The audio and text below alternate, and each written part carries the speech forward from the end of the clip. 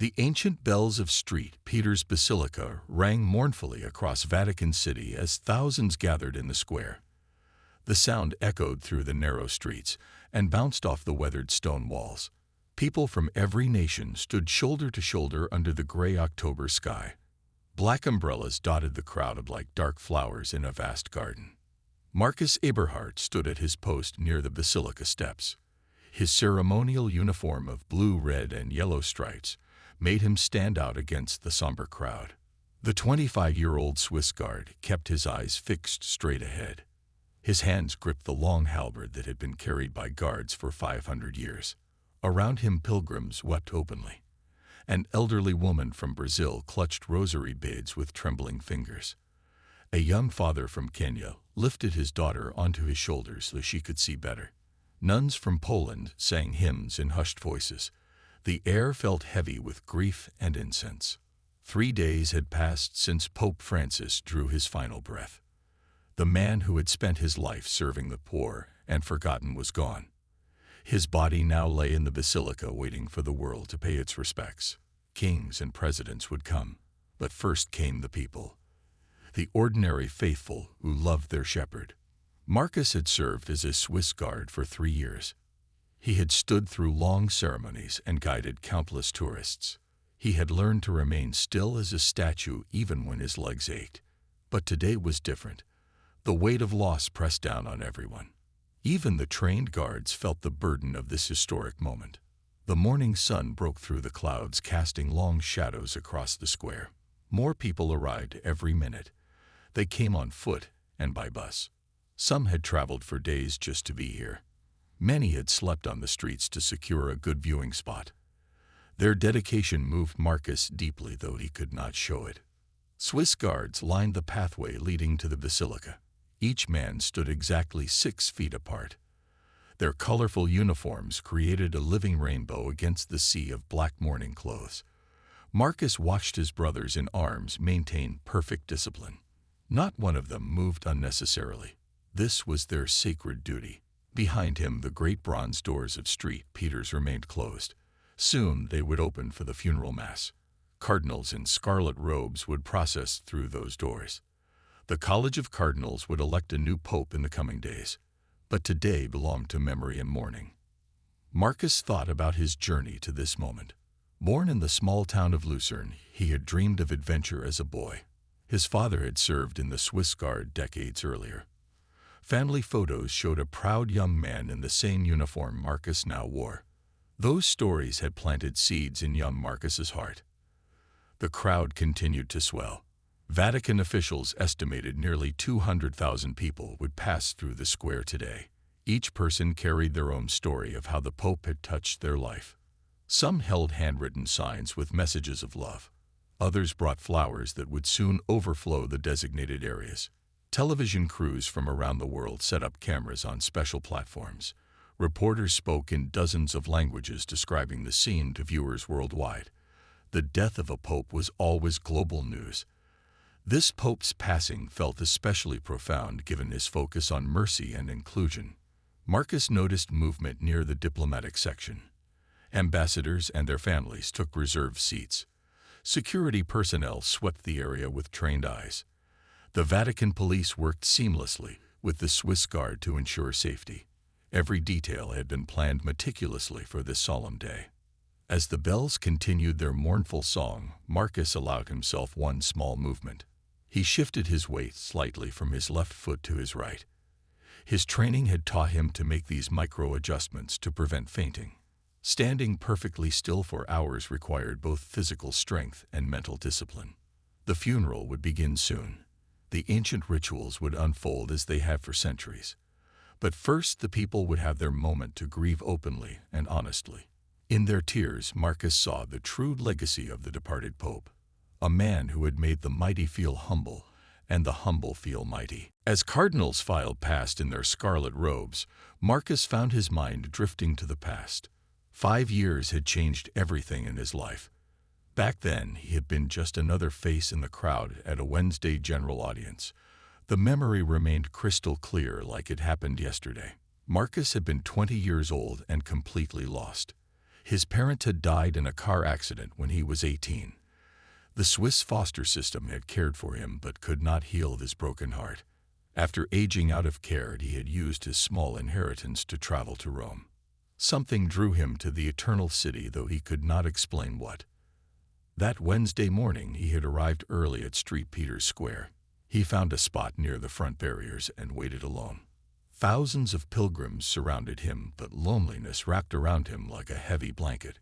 He watched families laugh together and groups of friends share excited conversations. He had neither. When Pope Francis appeared, the crowd erupted in cheers. The Pope rode slowly through the square in his open vehicle, blessing the faithful. He stopped frequently to kiss babies and speak with elderly people. His genuine warmth radiated to everyone present. Then something unexpected happened. As the Pope's vehicle passed near Marcus, their eyes met. The Pope held his gaze for a moment, then whispered something to his aide. The vehicle stopped. Pope Francis climbed down despite security concerns and walked directly toward Marcus. The young man froze in place. His heart pounded as the leader of the Catholic Church approached him. The Pope's weathered face broke into a gentle smile. Without speaking, he placed his hand on Marcus's shoulder. The touch felt like electricity and comfort combined. Pope Francis spoke in German, knowing somehow that this lost young man was Swiss.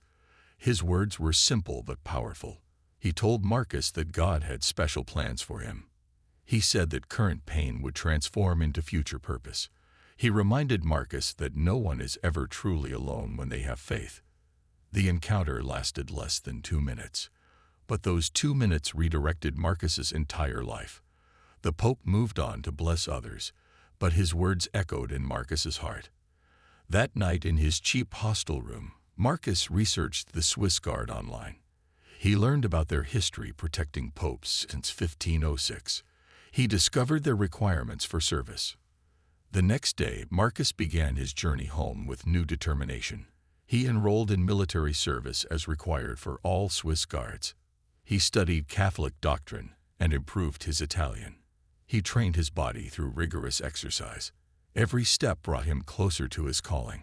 2 years later, Marcus stood before the Swiss Guard recruiters in Vatican City. He passed every test and interview.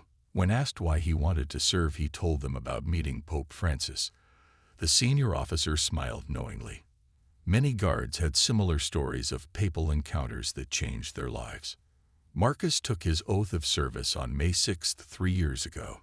He swore to protect the Pope with his life if necessary. The same hands that had blessed him now needed his protection.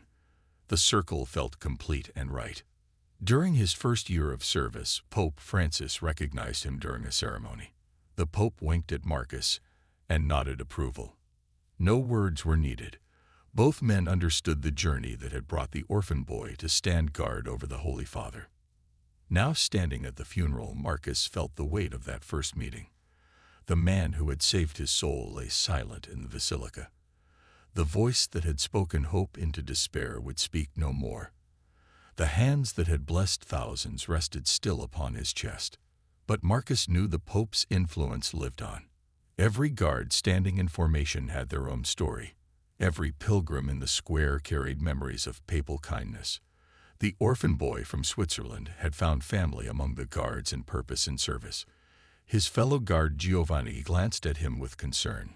Marcus straightened his shoulders and gripped his halberd tighter. Personal grief would wait. Today duty called for strength and dignity. The Pope had given him direction when he needed it most. Now Marcus would honor that gift through perfect service. The bells continued ringing across the square. Cardinals processed toward the basilica doors. The funeral mass would begin soon. Marcus held his position and remembered the words spoken 5 years ago. God did indeed have special plans. The orphan had become a guardian. Through the crowd, Marcus spotted a small figure struggling to see past the barriers. His trained eyes had learned to notice unusual movements in large gatherings. This particular movement caught his attention immediately. A young girl, perhaps 7 years old, pressed against the metal barrier. She wore a faded pink coat that had seen better days. The coat was too big for her small frame, and the sleeves covered her hands completely. In one hand, she clutched a worn teddy bear missing one eye. In the other, she held a single daisy that had already begun to wilt. Beside her stood an elderly woman who must have been her grandmother. The woman's face showed deep lines carved by many years of hard living. Her black dress was clean but clearly old and mended in several places. She held the girl's shoulder protectively while trying to lift her up to see better. The girl stretched on her tiptoes, desperately trying to catch a glimpse of the funeral proceedings. Her small face was red and puffy from crying. Tears had left tracks down her dusty cheeks. Every few seconds she would jump up, then land with disappointment when she still could not see. Other people pressed around them from all sides. Well-dressed tourists with expensive cameras pushed forward. Tall men blocked the view completely. The grandmother tried to create space, but the crowd was too thick. The little girl began to cry harder, clutching her teddy bear tightly. Marcus watched as Vatican security personnel began moving in their direction. He knew the protocol well. The guards would politely but firmly redirect them to a less restricted viewing area. The main barriers were reserved for dignitaries and special guests. A poor grandmother and child from the outskirts of Rome did not qualify. The security team leader was Alessandro, a man Marcus had worked with many times. Alessandro was professional, but never harsh with crowds. He approached the grandmother, speaking in rapid Italian. Marcus could not hear the words but understood the message from the gestures. They needed to move back. The grandmother's shoulders sagged in defeat. She nodded understanding, but her eyes showed deep disappointment. She bent down to speak to the little girl. The child shook her head vigorously, refusing to accept the news. Fresh tears spilled down her face. Marcus noticed the girl looking at the wilted daisy in her hand. She held it up toward the basilica, as if showing someone far away. Her lips moved in what looked like a prayer. The teddy bear dangled from her other hand, nearly touching the ground. Alessandro gently but firmly began guiding them away from the barrier. The grandmother took the girl's hand and started to follow. But the child planted her feet and refused to move. She pulled against her grandmother's grip, still trying to see the funeral. Something about the scene struck Marcus deeply. Perhaps it was the girl's determination despite her tears. Maybe it was the way she protected that simple flower like a treasure. Or it could have been the grandmother's quiet dignity even in disappointment. The crowd parted slightly as Alessandro led them away.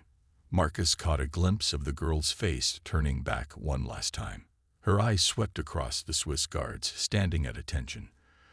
For a brief moment her gaze met his. The raw sadness in those young eyes hit him like a physical blow. Marcus had seen many people turned away from restricted areas. It was part of maintaining security and order. Usually he felt nothing about such incidents. But this felt different. This child clearly had a reason for being here that went beyond curiosity.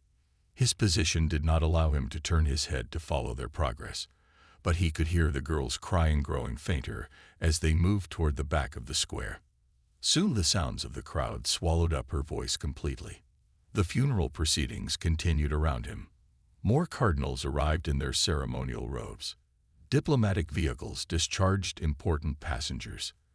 Television cameras swept across the scene, broadcasting to millions worldwide. Everything moved according to the careful schedule. But Marcus found his thoughts returning to the little girl. Something about her desperation nagged at him. His own memories of feeling small and powerless surfaced unbidden. He remembered what it felt like when the world seemed too big and uncaring. The sun climbed higher in the sky. The October air grew warmer, causing some in the crowd to fan themselves. Marcus maintained his rigid posture, but his mind remained troubled. That wilted daisy and worn teddy bear told a story he wished he could hear. Something stirred deep in Marcus's heart as he stood at his post. The image of the crying girl with her wilted daisy would not leave his mind. Every few seconds he found himself glancing toward where she had disappeared into the crowd. His fellow guards maintained perfect formation around him. Pietro stood to his left and Carlo to his right. They had trained together and knew each other's rhythms perfectly. The Swiss Guard prided itself on absolute discipline during ceremonies. Breaking formation was unthinkable. But Marcus felt an unusual restlessness growing inside him. His hands gripped the halberd tighter than necessary. Sweat beaded on his forehead, despite the cool morning air. Something pulled at him like an invisible rope around his chest. 20 feet away, he could see Alessandro still managing crowd control. The security chief moved efficiently from one section to another. Beyond him, somewhere in that sea of black umbrellas, were a grandmother and her granddaughter. They had probably found a spot far from the barriers where they could see nothing.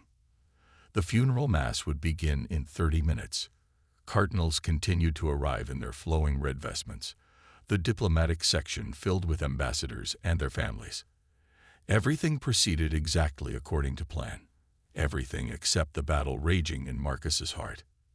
His mind flashed back to his own childhood pain.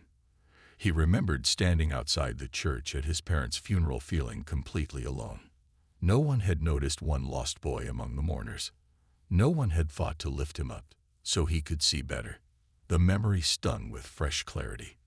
Without conscious decision, Marcus took a small step forward. The movement was tiny, barely noticeable to observers. But to Marcus it felt like stepping off a cliff. His heart pounded so hard he feared others might hear it. Pietro glanced at him with concern. Swiss guards were trained to notice the slightest changes in their formation. A raised eyebrow asked a silent question. Marcus forced himself to return to position, but the damage was done. The spell of absolute discipline had cracked. Captain Wyss stood near the basilica doors, overseeing the entire guard detail. His sharp eyes missed nothing during important ceremonies. Marcus knew the captain had probably already noticed his small movement. Guards who broke discipline faced serious consequences, including possible dismissal. But the pulling sensation grew stronger. Marcus thought about the girl's tears and her grandmother's disappointed face. He wondered what story that wilted flower carried. Why did a poor child from Rome's outskirts need so desperately to be here? What message did she want to deliver? The battle in Marcus's heart reached a crescendo. Duty demanded he remain still and silent. Training insisted he maintain position without question. But something deeper called him to action. Something that spoke of compassion over protocol and mercy over rules. In that moment, Marcus made a choice that would define the rest of his life. He stepped forward again, this time with purpose. The movement was deliberate and unmistakable. Heads turned as the colorful uniform broke from the perfect line. Pietro hissed a warning under his breath. Carlo shifted uncomfortably, but maintained his position. Other guards stared in shock as Marcus continued walking forward. In 500 years of history, few guards had ever broken formation during a papal ceremony. Captain Wyss started moving immediately. His face showed a mixture of anger and disbelief. Breaking protocol during any ceremony was serious. Breaking it during a papal funeral was almost unforgivable. The captain's long strides would bring him to Marcus in seconds. But Marcus had already committed to his path.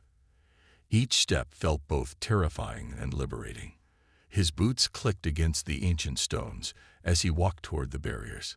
The crowd began to notice, and whispers rippled outward like waves. Television cameras swiveled to follow this unexpected drama. Reporters scrambled to understand what was happening.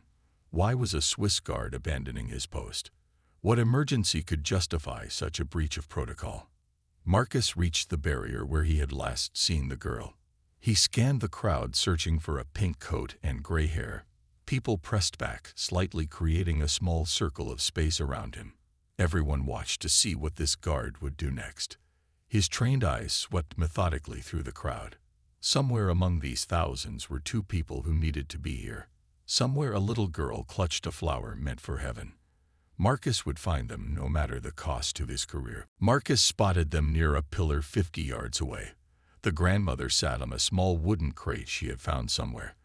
The little girl stood beside her, still clutching her teddy bear and wilted flower. They could see nothing of the funeral from their position. Without hesitation, Marcus walked toward them. The crowd parted like the Red Sea as people moved aside for the uniformed guard. Whispers followed in his wake, but he paid them no attention. His focus remained fixed on his destination. As he approached, the grandmother noticed him first. Her eyes widened with fear. In many poor neighborhoods, uniformed authorities meant trouble. She pulled the girl closer and whispered urgently in her ear. The child looked up and froze at the sight of the tall guard approaching. Marcus slowed his pace, not wanting to frighten them further. When he reached them, he did something that surprised everyone watching. The imposing guard in his ceremonial uniform knelt down on one knee. His halberd rested gently against his shoulder as he brought himself to the little girl's eye level. Speaking in soft Italian, he smiled at the child. His voice was warm and gentle, completely different from his stern appearance. He asked her name, but she pressed against her grandmother, too scared to answer. The teddy bear dangled between them like a furry barrier. The grandmother answered for her, explaining the girl was called Sophia. She quickly added they had done nothing wrong and would leave immediately if required. Her voice shook with nervous energy. Marcus raised a calming hand and assured them they were not in trouble. His eyes moved to the wilted daisy in Sophia's small fist.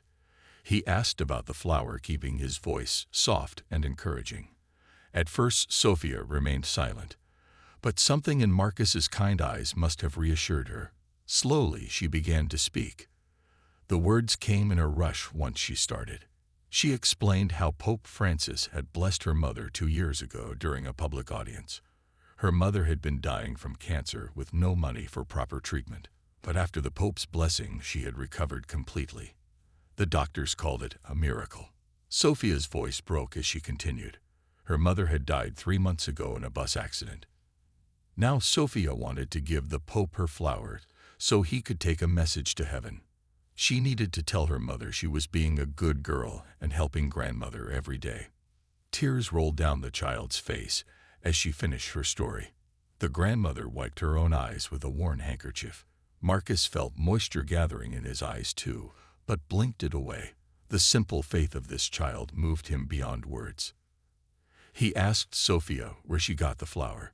She explained it came from her grandmother's tiny garden behind her apartment. It was the last daisy of the season. She had saved it specially for today, but now it was dying, and she could not reach the Pope. Marcus made a decision that came from his heart, not his head.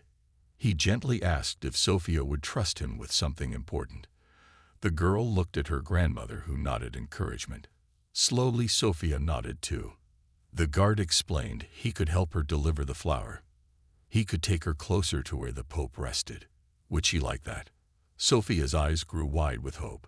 She looked again at her grandmother, who seemed stunned by the offer. Marcus stood and extended his large hand to the little girl. After a moment's hesitation, Sophia placed her tiny hand in his. The contrast was striking. His hand could have held 3 of hers, but he closed his fingers gently, like handling precious glass. The grandmother stood up shakily. Marcus told her to follow close behind. He would make sure they stayed together. Then he lifted Sophia with one strong arm, settling her on his hip. She weighed almost nothing to his trained muscles. As they began walking back toward the barrier, Sophia's arm went around his neck for balance. The teddy bear brushed against his face, smelling of childhood and innocence. In her other hand, she protected the precious flower like treasure. Camera flashes exploded around them as photographers captured the moment. The giant guard in his colorful uniform carrying a small girl in a faded pink coat. It was an image that would soon circle the globe. But Marcus noticed none of it. His focus stayed on the child in his arms and the mission they shared. Marcus walked steadily toward the barriers with Sophia in his arms. The grandmother followed closely, her worn shoes clicking on the cobblestones. Every step took them deeper into restricted territory, but Marcus did not slow down. Captain Wiss stood near the first checkpoint, his face a mask of controlled fury. He raised his hand to stop Marcus, but something in the guard's eyes made him pause. This was not simple rebellion. Something deeper was happening here. Other Swiss guards watched in amazement as their brother approached. Some looked angry at this breach of discipline. Others seemed curious about what would happen next. Pietro and Carlo had left their posts to follow at a distance. Alessandro from Vatican security moved to intercept them. His job required maintaining order above all else. But when he saw Sophia's tear-stained face, something shifted in his expression. He stepped aside without a word, letting them pass. As they reached the main barrier, an elderly cardinal noticed the commotion. Cardinal Antonelli had served the Vatican for 40 years. He was known for his strict adherence to protocol. Everyone expected him to order Marcus back to his post immediately. Instead, the cardinal looked at Sophia clinging to Marcus's neck. He saw the wilted flower in her tiny hand. His stern expression softened into something almost like a smile. He nodded once to Marcus, then turned away as if he had seen nothing unusual. The pathway ahead led directly to the basilica steps. This area was reserved for only the highest church officials and special dignitaries. No civilians were allowed, especially not poor children from the city outskirts. Yet Marcus continued forward. With each checkpoint, more officials noticed, but did not interfere. A bishop whispered to his companion, and both stepped back. A security commander reached for his radio, then slowly lowered his hand. Something about this moment felt sacred and untouchable. Marcus shifted Sophia higher on his hip. She had grown heavier, but he would not show any strain. Her small voice whispered in his ear, asking if they were really going to see the Pope. He assured her they would get as close as possible. The grandmother struggled to keep pace. Her breathing grew labored from the quick walk and emotional stress. A young priest noticed her difficulty and offered his arm for support. Together, they followed Marcus and Sophia toward the basilica. As they climbed the ancient steps, Marcus felt the weight of hundreds of eyes upon them. Television cameras tracked their movement, broadcasting the scene live to millions. Reporters spoke rapidly into microphones, trying to explain this unprecedented break in protocol. At the top of the steps stood the College of Cardinals in their scarlet robes. These princes of the church represented the highest authority after the Pope himself. Surely they would stop this irregular procession. Protocol demanded it. But as Marcus approached carrying Sophia, something remarkable happened. The cardinals began stepping aside. One by one, they created a pathway through their ranks. Some blessed themselves as the little girl passed. Others wiped away tears. Cardinal Benedetti, the dean of the college, stood directly in their path. He was famous for his strict interpretations of church law. Everyone held their breath, waiting for his reaction. Would this be where the journey ended? The cardinal looked down at Sophia, then at the flower in her hand. His weathered face remained unreadable for several seconds. Then he did something that shocked every witness. He stepped aside and gestured toward the basilica doors. Marcus could hardly believe what was happening. The highest officials of the Catholic Church were allowing him to escort this child inside. He looked back at the grandmother, who seemed overwhelmed by the honor. The priest still supported her arm as they climbed. The massive bronze doors stood open, revealing the vast interior of St. Peter's. Inside lay the body of Pope Francis, surrounded by flowers and burning candles. The most sacred space in Catholicism waited just steps away. Swiss guards flanked the entrance in perfect formation. These were Marcus's brothers in arms. They knew the severe punishment for abandoning post during a ceremony. Yet as he approached carrying Sophia, they too stepped aside. Marcus paused at the threshold. Once they entered, there would be no returning to his old life. His career as a Swiss guard might end today. But looking at Sophia's hopeful face, he knew the choice was already made. Together, they stepped through the ancient doorway into the golden light of the basilica. The little girl with her wilted flower had received an invitation no protocol could deny. Love had opened doors that rules would have kept forever closed. The vast interior of St. Peter's Basilica stretched before them like a golden canyon. Massive columns rose to impossible heights, while precious artwork covered every surface. But Sophia saw none of it, her eyes fixed on the flower-covered casket ahead. Marcus walked slowly down the main aisle. His boots echoed in the sacred space where popes had walked for centuries. Cardinals and bishops already inside stepped back respectfully. Some seemed confused, but none challenged their presence.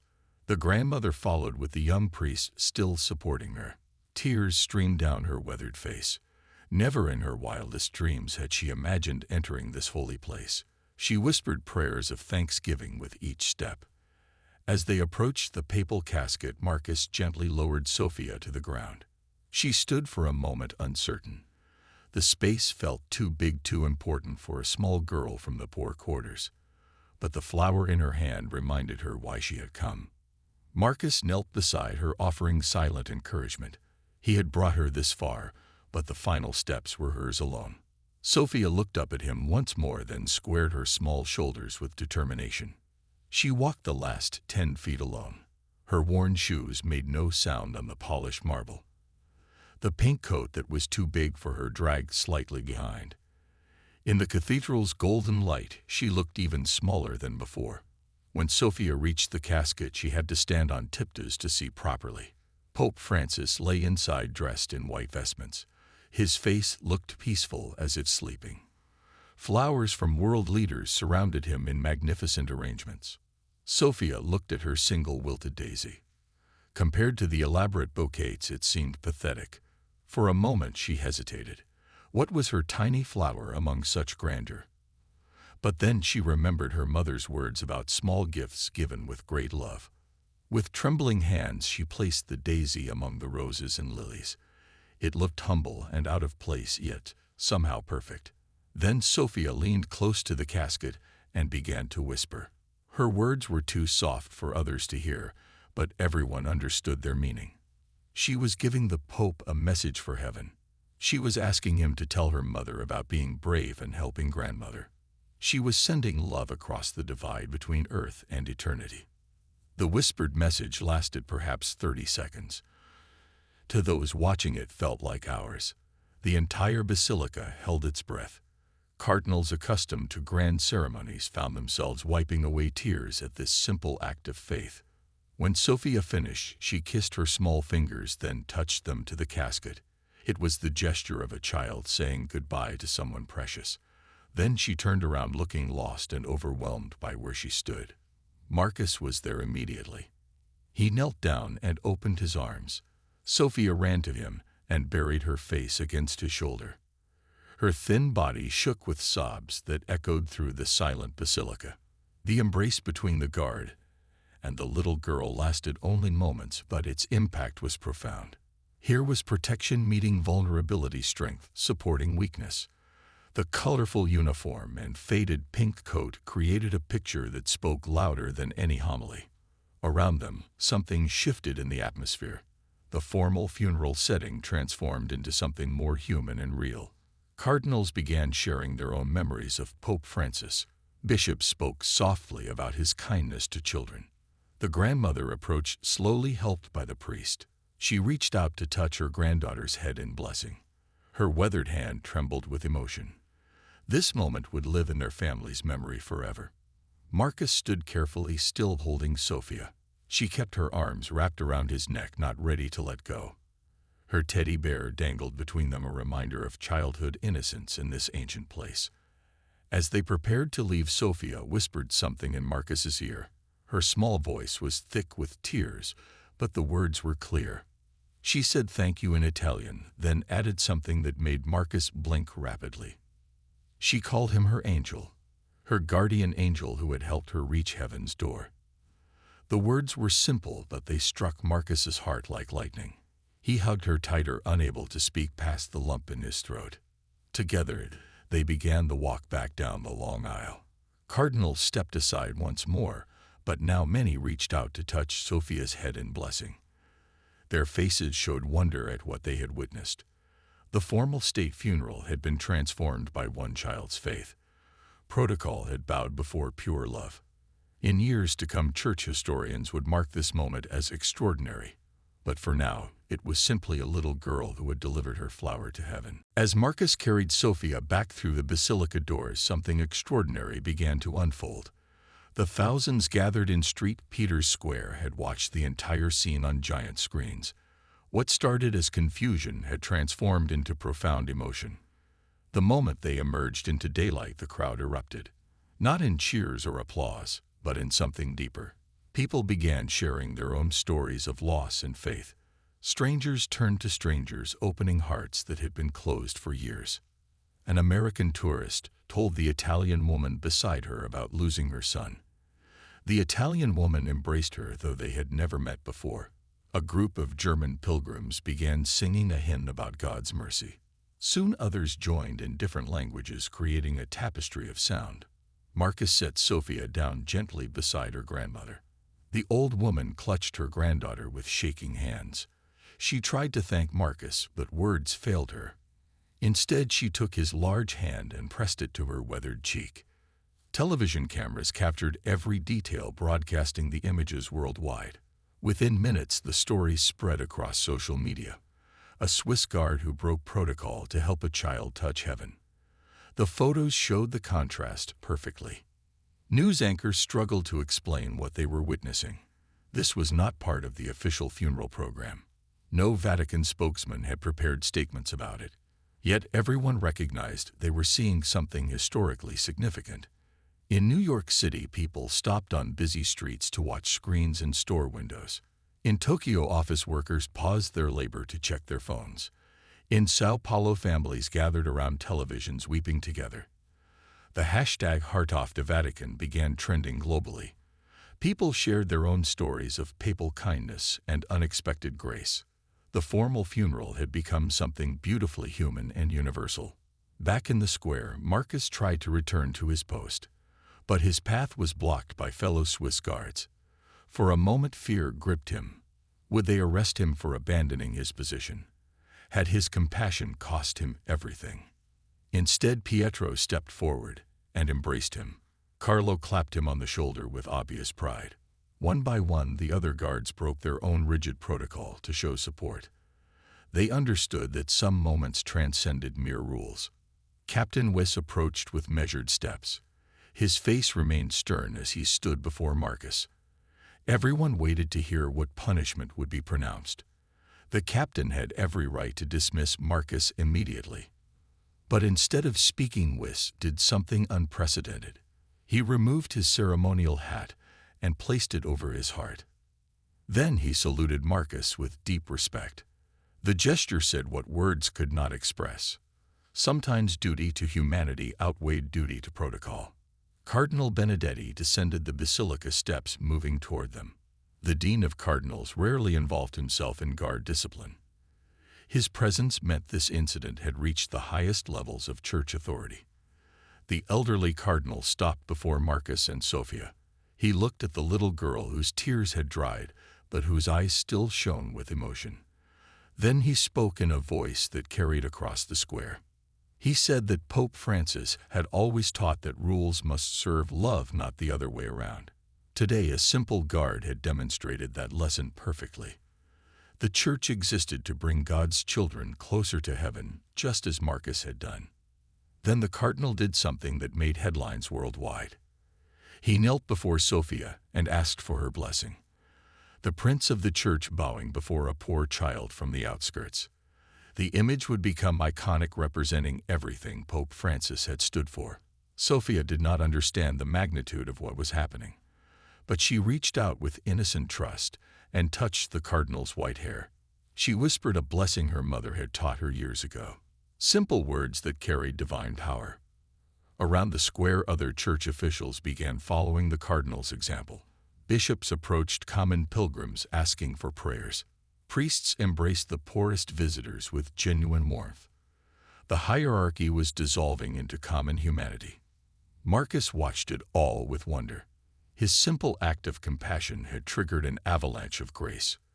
The rigid funeral protocol had melted into something organic and alive. Pope Francis would have smiled at such perfect chaos. The cameras kept rolling as more stories emerged. The young priest who had helped the grandmother was actually a secretary to important bishops. The security guards who had stepped aside risked their own careers. Everyone had chosen love over law. Hours later, when historians analyzed this moment, they would call it the miracle of the funeral. Not a supernatural event, but something equally powerful. The miracle of human hearts opening to divine love. The miracle of rules bending before mercy. Years passed like pages turning in an ancient book. The little girl with the wilted daisy grew into a young woman with gentle hands and a healer's heart. Sophia studied medicine at the University of Rome, earning top marks in every class. Her professors noticed something different about her approach to medicine. While others focused on symptoms and treatments, Sophia saw the whole person. She remembered being small and overlooked.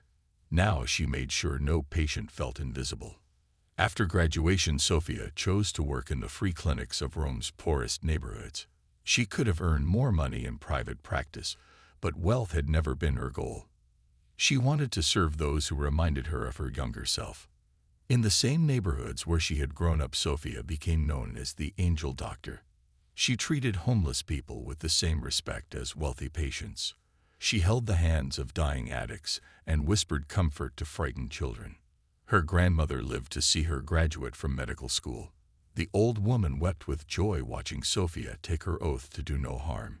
She died peacefully 2 years later, knowing her granddaughter had found her purpose. On quiet evenings, Sophia would think about that October day at the Vatican. The memory remained crystal clear even after many years. She could still feel Marcus's strong arms lifting her up and the whispered message at the Pope's casket. Meanwhile, Marcus had continued his service in the Swiss Guard. His actions at the funeral had not ended his career as feared. Instead, he had become something of a legend among the guards, the one who chose compassion over protocol. He rose through the ranks with steady determination. His superiors noticed he had a special gift for reading crowds. He could spot distress or need before it became crisis. Many times he quietly helped struggling pilgrims without fanfare. Eventually, Marcus became commander of the Swiss Guard. At his installation ceremony, he spoke about service meaning more than protection. He reminded his men that they guarded not just bodies but souls. The highest duty was to show God's love. Under his leadership, the Swiss Guard instituted new traditions. Guards were encouraged to notice people in distress during ceremonies. They learned to balance security with compassion. Small acts of kindness became part of their training. Every year on the anniversary of Pope Francis's funeral, Marcus would stand in the square and remember. He would think about the little girl with the wilted flower and wonder what became of her. He hoped she had found happiness. Sophia wondered about him too. The guard who had lifted her up when the world seemed too big. She had tried to find him over the years, but knew only his first name. The Vatican employed many guards named Marcus. Then one day fate intervened, as it often does in Rome. Sophia was treating an elderly cardinal for pneumonia. Cardinal Benedetti had requested her specifically. He had heard about the angel doctor serving the poor. During his recovery, the cardinal mentioned he was writing his memoirs. He spoke about a funeral that had changed his perspective on faith. He described a guard named Marcus and a little girl with a flower. Sophia's hands trembled as she checked his blood pressure. She asked careful questions about that day. The cardinal's eyes sharpened with interest. He studied her face, seeing something familiar in those kind eyes. When Sophia finally told him who she was, the old cardinal laughed with delight. He immediately called the Vatican, demanding to speak with Commander Marcus Eberhard. Within hours, a meeting was arranged. The reunion took place in the papal gardens on a perfect spring morning. Marcus stood in his commander's uniform, looking older but still strong. Sophia wore her white doctor's coat over a simple dress. They looked at each other across 15 years of separate journeys. The scared little girl had become a confident healer. The young guard had become a wise leader, yet something essential remained unchanged. Sophia spoke first, telling Marcus how his kindness had shaped her life. She explained how lifting her up that day had shown her that small people mattered. She had become a doctor to lift others as she had been lifted. Marcus struggled with emotion as he listened. He told her how that moment had changed him too. Breaking protocol had taught him that love must sometimes override law. He had built his leadership on that principle. They talked for hours in the garden, sharing their paths since that October day. Both had chosen service over self. Both had learned that true power came from helping the powerless. Before parting, Sophia gave Marcus a small gift. Inside the box lay a pressed daisy carefully preserved under glass. She had saved one flower from her grandmother's garden. A reminder that small gifts given with great love could change the world.